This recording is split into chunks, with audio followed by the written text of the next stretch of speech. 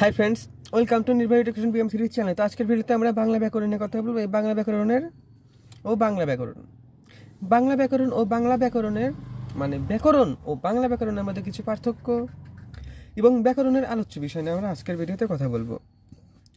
এবং আজকের ভিডিওতে এই ব্যাকরণের আলোচ্য বিষয়গুলোতে আমরা ধ্বনিতত্ত্ব, রূপতত্ত্ব, বাক্যতত্ত্ব ও অর্থতত্ত্ব নিয়ে কথা বলবো। তো চলো শুরু করা যাক। তো বাংলা ব্যাকরণ ও ব্যাকরণ। ব্যাকরণে ভাষার স্বরূপ ও প্রকৃতি নিয়ে আলোচনা করা হয়। অর্থাৎ ব্যাকরণের মূল বিষয়গুলো হচ্ছে ভাষার স্বরূপ ও প্রকৃতি, ধ্বনি, শব্দ, বাক্য ইত্যাদি বিশ্লেষণের মাধ্যমে ভাষার মধ্যকার সাধারণ কিছু বৈশিষ্ট্য খুঁজে বের করা হয় এবং এটি খুঁজে বের করাই হলো ব্যাকরণের কাজ। ব্যাকরণ গ্রন্থে এসব বৈশিষ্ট্যকে সূত্রের আকারে সাজানো হয়ে থাকে। অর্থাৎ ব্যাকরণ গ্রন্থে সূত্রের আকারে এগুলো সাজানো হয়ে থাকে। যে বিদ্যাশাখায় ভাষার স্বরূপ ও প্রকৃতি বর্ণনা করা হয় তাকে বলে বাংলা ব্যাকরণ। অর্থাৎ বাংলা ব্যাকরণ কাকে বলে? যে বিদ্যাশাখায় বাংলা ভাষার স্বরূপ ও প্রকৃতি নিয়ে আলোচনা করা হয়, বর্ণনা করা হয়, সেটাকে বলে বাংলা ব্যাকরণ। আর শুধু ব্যাকরণ কাকে বলে?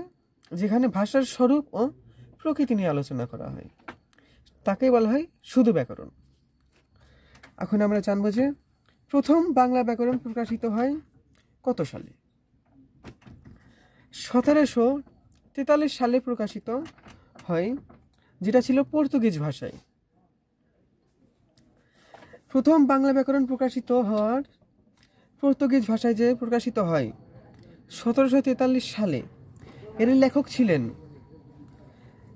মানুয়েল দা আসুনসাও।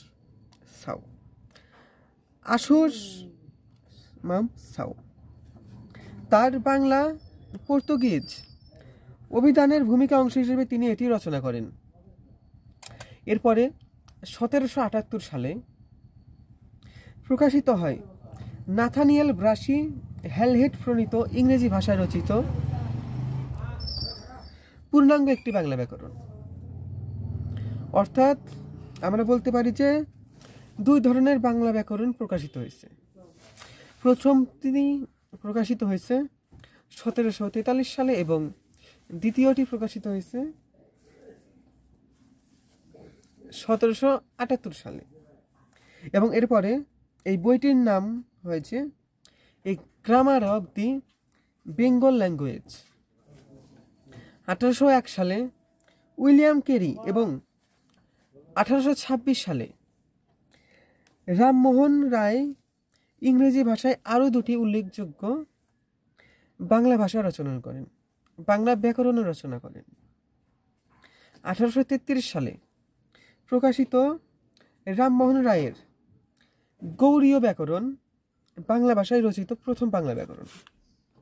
অর্থাৎ বাংলা ভাষায় রচিত প্রথম বাংলা ব্যাকরণের নাম হলো গৌড়ীয় ব্যাকরণ এবং গৌড়ীয় ব্যাকরণের লেখক রামমোহন রায়।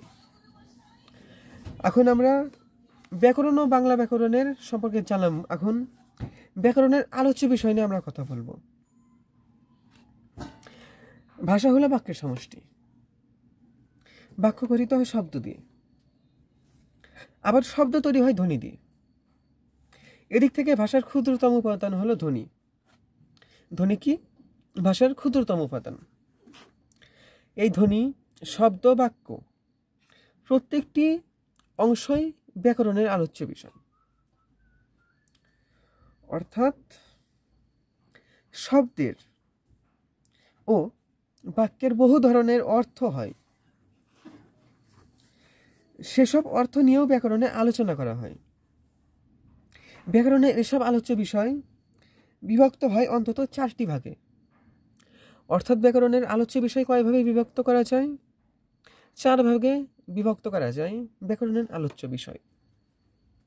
প্রথমটি হলো ধ্বনিতত্ত্ব, দ্বিতীয়টি হলো রূপতত্ত্ব, তৃতীয়টি হলো বাক্যতত্ত্ব এবং চতুর্থটি হলো এবং শেষটি হলো অর্থতত্ত্ব। এখন ধ্বনিতত্ত্ব নিয়ে সংক্ষিপ্ত কিছু জানবো যে ধ্বনিতত্ত্বের আলোচ্য বিষয় ধ্বনি। যে শাখায় ধ্বনি নিয়ে বিস্তারিত আলোচনা করা হয়েছে সেটাকে বলা হয় ধ্বনিতত্ত্ব। লিখিত ভাষায় যেহেতু ধ্বনিতে বর্ণ দিয়ে প্রকাশ করা হয়, তাই বর্ণমালা সংক্রান্ত আলোচ্য এর অন্তর্ভুক্ত।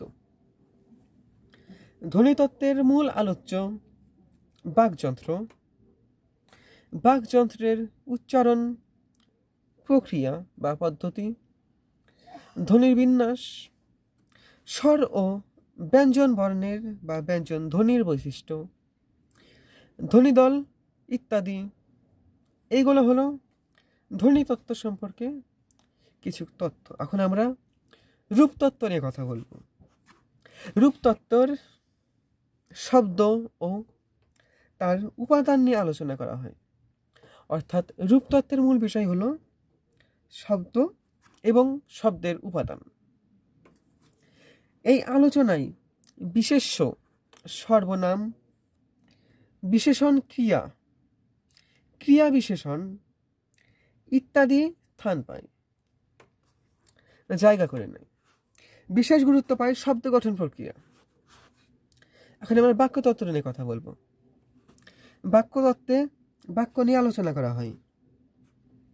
অর্থাৎ বাক্যতন্ত্রের তত্ত্বের মূল বিষয় হলো বাক্য, বাক্যের নির্মাণ এবং এর বাক্য তত্ত্বের মূল আলোচ্য। বাক্যের মধ্যে পদ ও বর্গ কিভাবে বিন্যস্ত থাকে বাক্যতত্ত্বে তা বর্ণনা করা হয়। এছাড়া এক ধরনের বাক্যকে অন্য ধরনের বাক্যতে রূপান্তর করা, বাক্যের বাচ্য, উক্তি ইত্যাদি বাক্যতত্ত্বের আলোচ্য বিষয়। কারক বিশ্লেষণ, বাক্যের যোগ্যতা, বাক্যের উপাদান লোপ, জ্যোতিচিহ্ন প্রভৃতিও বাক্যতত্ত্বে আলোচনা করা হয়। তবে বাক্যতত্ত্বের মূল আলোচ্য বিষয় বাক্য। এখন আমরা অর্থতত্ত্ব নিয়ে কথা বলবো।